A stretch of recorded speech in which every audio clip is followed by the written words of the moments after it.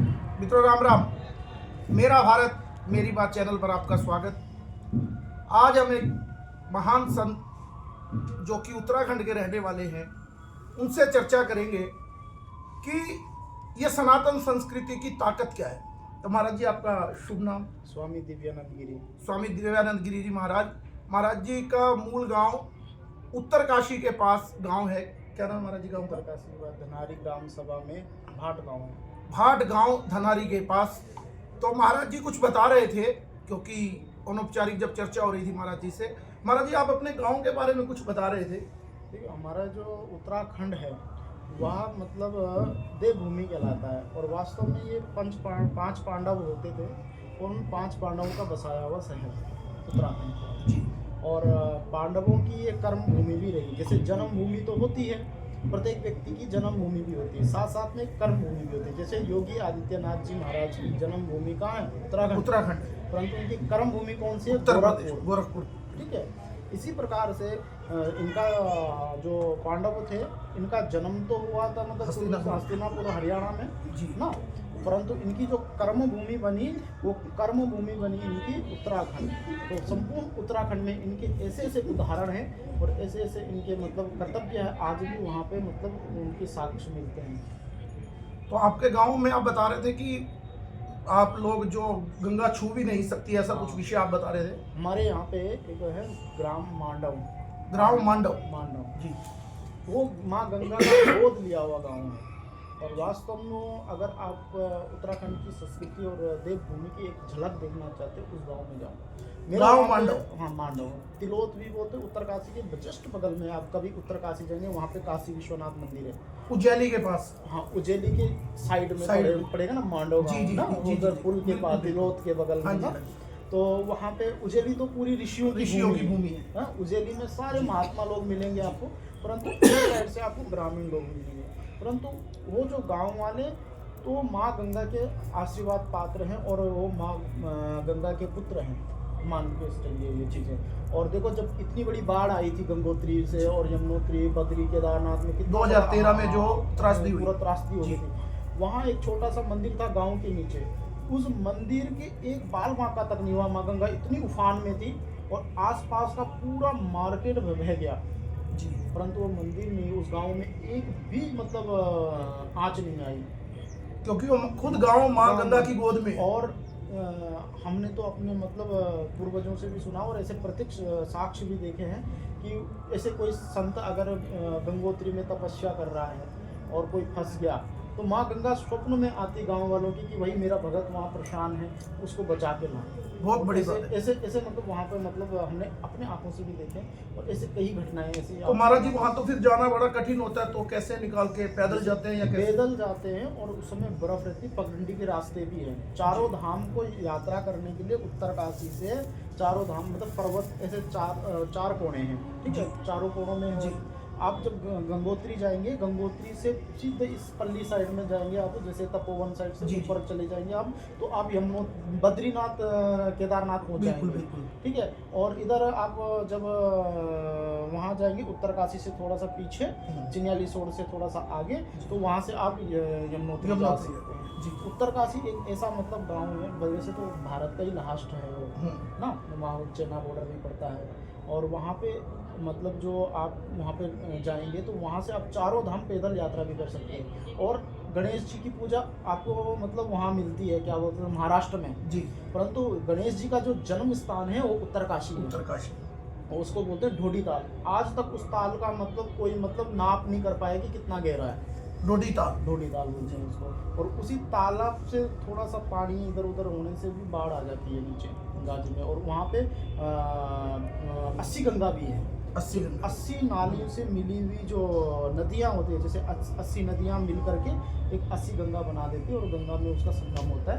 उत्तरकाशी से आगे आप जाओगे तो ये मनेरी वहाँ पे मनेरी झाला के पास जी। तो एक अद्भुत बात है कि वो गांव गोद में है और गांव के लोगों को सपने में आता है कोई महात्मा अगर गंगोत्री तपस्या में बर्फबारी या कुछ ऐसी घटना हो जाए, आपदा आ जाए, तो गांव के लोग उसकी मदद करने के लिए चले जाते हैं। आज आपको सुनकर भी बड़ा अलग सा लगेगा कि ऐसा कैसे हो सकता है, लेकिन महाराज जी और उनका पूरा गांव इस बारे में साक्षी, और आप भी जाकर अपनी रिसर्च कर सकते हैं। महाराज जी एक बात और थी कि जैसे आप बात कर रहे थे कि संतों को कि अखाड़ा है, क्योंकि आप जूना अखाड़े से जुड़े हैं, आचार्य महामंडलेश्वर हैं, सन्यासी हैं, नागा हैं, तो इनके बारे में कह रहे थे कि प्रबंधक कमेटी कैसे काम करती है। देखिए, सबसे पहले जैसे हमारे आचार्य जो महामंडलेश्वर जी, एक समझो कि हमारे राजा हैं, और ये पूरे मतलब हम सबको देखने वाले, इनको हमें मतलब सूचना मिलती है हमारे अखाड़े में ऐसे ऐसे कार्य चल रहे हैं, इसमें आपका क्या राय है, उनसे मतलब सलाह मशवरा होती है। परंतु नीचे कमेटी जो होती है ना, लाखों साधुओं की, वो भी कार्य करते हैं। इसमें जैसे थानापति होते हैं, थानापति होते हैं, महंत होते हैं, श्री महंत होते हैं, मंडलेश्वर होते हैं, ये अलग अलग कार्य करते हैं। और जैसे अगर मतलब हमारी कोर्ट भी अपनी होती है, हमारे ये होते हैं रमता पंच होते हैं, हाँ, वो फैसला करते हैं, फैसला उनके सामने फैसला होता है। जैसे मान्य बात, मैं साधु हूँ, मैंने कोई गड़बड़ी कर ली, तो भारत सरकार की जो पुलिस बल है वो हमें ऐसे नहीं पकड़ सकते हैं।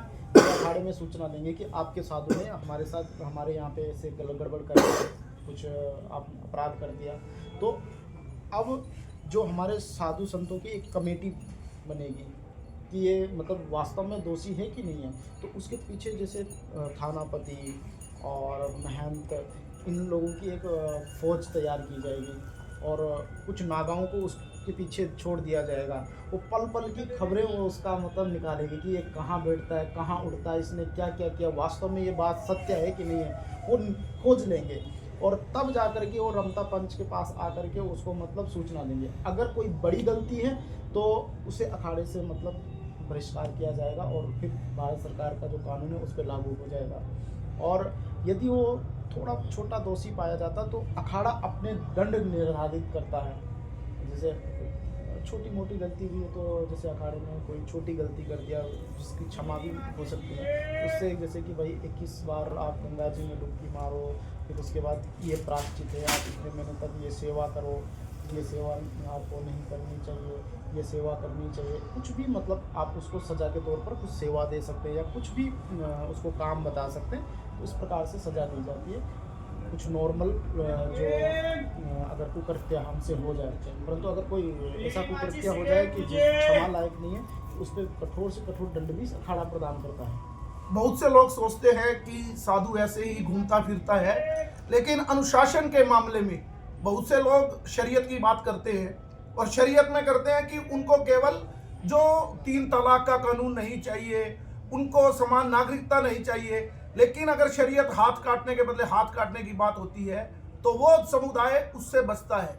लेकिन यहाँ पर भारतीय जो संत परंपरा है उसमें अपना पूरा कानून है। जैसे महाराज जी ने बताया, पूरी एक व्यवस्था है, जैसे पुलिस फोर्स होती है, एसपी होता है, डीएसपी होता है, और एसएचओ होता है, और फिर जैसे महाराज जी ने नाम अलग अलग बताए, थानापति, कोतवाल, इस तरह की पूरी परंपरा है। और जो जैसे जजों की सीटिंग होती है, 5 जजों की सीटिंग, तो रमता पंच के नाम से इस तरह जज होते हैं जो उसकी सजा निर्धारित करते हैं। यानी हम हिंदुओं को इस बारे में कोई भी जानकारी नहीं है। जो जानकारी महाराज जी ने इतनी महत्वपूर्ण दी कि किस तरह से अखाड़े काम करते हैं। आजकल बहुत से संत जो अखाड़ों से नहीं जुड़े होते हैं, केवल भिक्षा पात्र के लिए आते हैं, और लोग उन्हीं को ही संत मान लेते हैं, क्योंकि आज तक 1947 के बाद हमारी भी कोई ऐसी पढ़ाई देश में नहीं हुई कि हम अपनी सनातन संस्कृति को पहचान सके। बहुत बहुत धन्यवाद महाराज जी। जी एक महाराज जी और कुछ कहेंगे? कहना चाहूँगा, आपने बोला कि भिक्षा पात्र करते हैं, वास्तव में संत का कर्तव्य है भिक्षा करना जी, परंतु भिक्षा करने का एक मतलब नियम है जी, अखाड़े के द्वारा, गुरु महाराज के द्वारा एक नियम बनाया गया है कि हम लोग भिक्षा करते हैं, परंतु 7 घरों में जाते हैं। हम किसी गांव में हमने प्रवेश किया, हमने भी पद यात्रा की है, हमने आपके वृंदावन से काशी, काशी से नर्मदा जी की परिक्रमा की है, और हमने भी गांव-गांव में भिक्षा ली है, और भिक्षा लेकर के हमने अन्न पाया है। परंतु भिक्षा लेने का एक नियम है। जैसे आप किसी गांव में चले गए, तो सबसे पहले अगर हो सके तो आप उस गांव के जो पंच हैं, जो उस गांव का कोई मुखिया है, उस गांव के घर में जाइए, उस व्यक्ति के पास जाइए, और उस व्यक्ति, सज्जन व्यक्ति से आप भिक्षा ग्रहण करें। और अगर आप ऐसा नहीं कर रहे हैं तो आप किसी भी 7 घर से आप एक रोटी, हाँ बिल्कुल, एक रोटी और थोड़ा सा सब्जी उसको ग्रहण करें। ठीक है, तब जा करके आप उस भिक्षा, और अगर 7वें घर तक आपको नहीं मिली तो आप उस भिक्षा बंद कर दीजिए। तो संत महात्मा उस दिन भूखा रहते हैं अगर वो 7 घरों में उनको भिक्षा नहीं मिलती। और दूसरी बात है, वो 3 बार से ज्यादा आवाज ना दे। एक बार बोले भिक्षाम देहि, भिक्षाम देहि, भिक्षाम देहि, अगर कोई सुना नहीं और घर से बाहर नहीं आया तो आप वहां से हट जाइए।